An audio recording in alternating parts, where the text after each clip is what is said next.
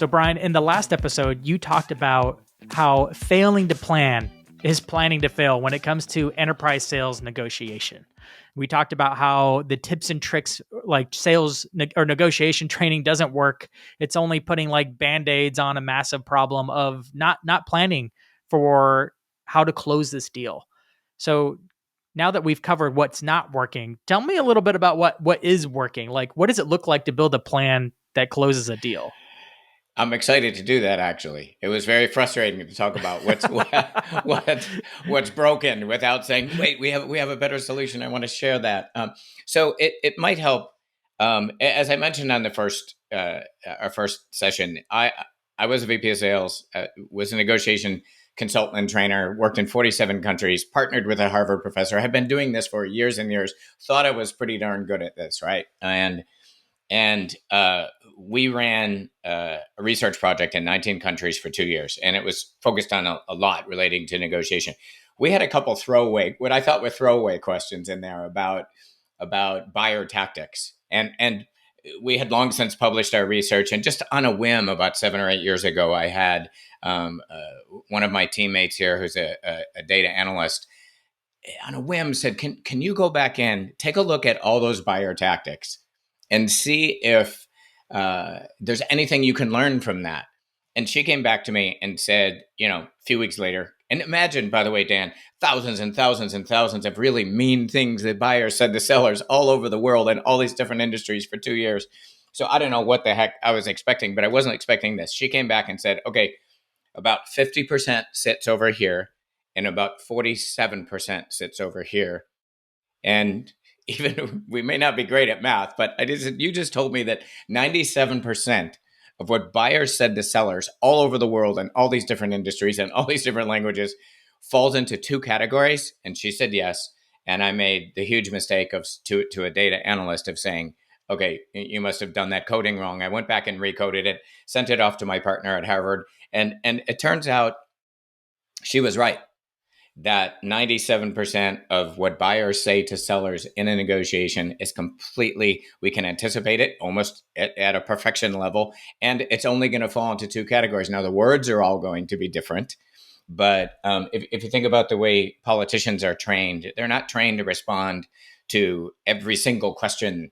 They're trained to say, you're going to get four categories of question. National security, economics, and here's generally how you respond to those. And that's what occurred to me in that moment is, are you kidding me? We know within 97% probability what the buyer is going to do across thousands of deals over the next year. I know that today, and that deal is not going to close for 9 months. I know what the negotiation conversation is going to be. Does that change the way we think about how we prepare reps? It should, because it's in sharp contrast to what you and I spoke about in the last episode, which is we never know what the heck's going to happen. So we prepare for everything.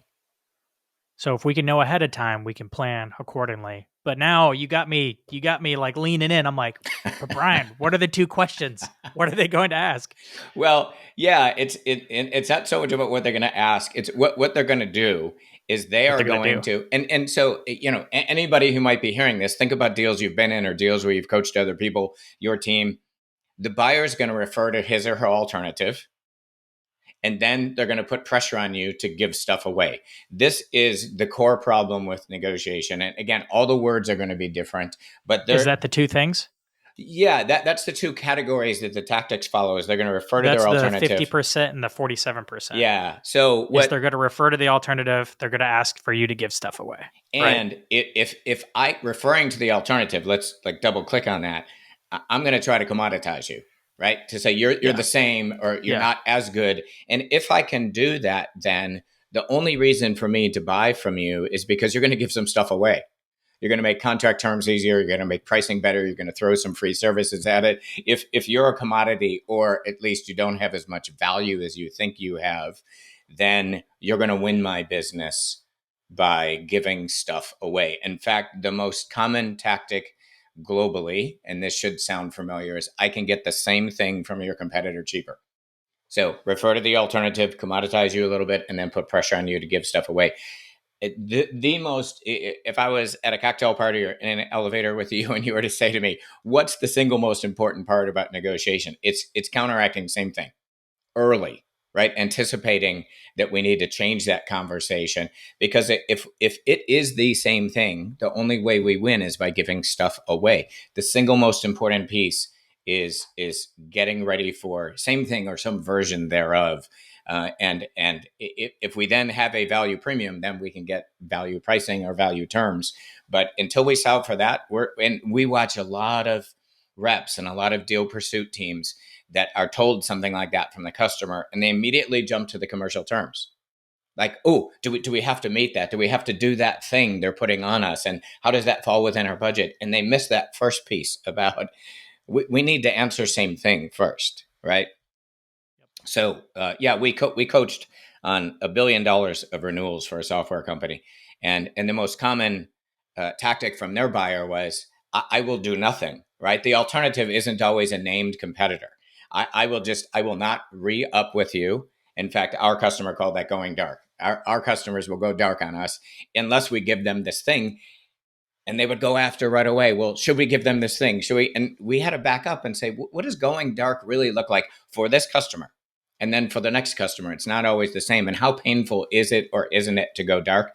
And we found out more often than not that it was actually quite painful. And you said something in the previous episode about buyers, having the power usually because they have the choice, they have the money. That's if you can counteract same thing, we find in the majority of deals that we've coached on, there's balanced power.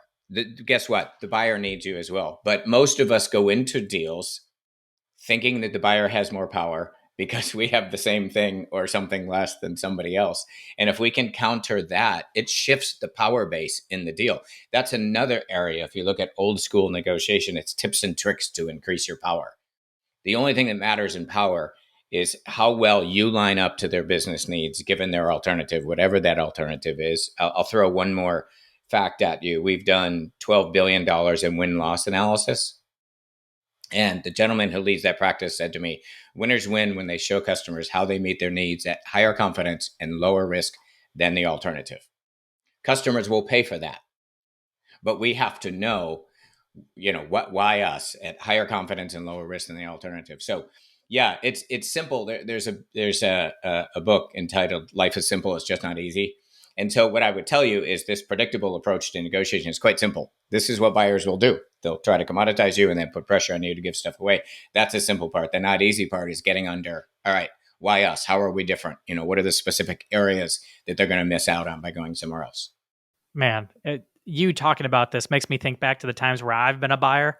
Once where I had the power because I was talking to a vendor and I'd lined up multiple vendors, had researched the heck out of all of them, and I have my preferred one, right? But I'm literally pretending to be the preferred one for the other vendors, of course, solely so I can use their data to throw it back at the one I'd like to go with because I know they have a few things that work in my favor.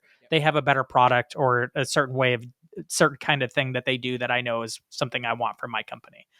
Well, it's interesting. I've gotten it just by using the quotes from other people and being like, well, so-and-so is doing it and they actually have this better. And I kind of like that. So, but I'll give you guys the hat tip to this thing. And that's what I'd prefer. But if you could just come down just a little bit, of course, I remember doing this for a nonprofit. It's like, it's not a huge deal. You're talking like $20,000 a month or $30,000 a month contract or kind of thing for a $12 million nonprofit. But I had to try to get everything I could out of it because it was for the cause, man. Yes. No, of course. And by the way, two things come to mind. One, buyer's core competency is negotiation. Our core competency is selling. So they have an edge. And by the way, I'm sorry to say this to you, we also have a procurement practice, and I've worked with buyers and written books for buyer negotiation. They are better prepared and better trained, and then they're coming up against our tips and tricks thing. And so that part of that story you just told there is you were in a better scenario. The other thing that I'll tell you is, having worked with buyers, they many times are woefully unprepared to compare the two alternatives side by side. And they believe when they tell you guys are the same, some of the time they're lying and some of the times they believe it, but they've not made like a really good decision, a really good holistic analytical decision. And that's when we think about countering the first part of that tactic about, you guys are all the same, it's knowing more about that buyer's decision and that buyer's internal customer decision than they do. to begin to change that. Because again, the number one thing we have to solve for is same thing or some variation thereof. Yeah.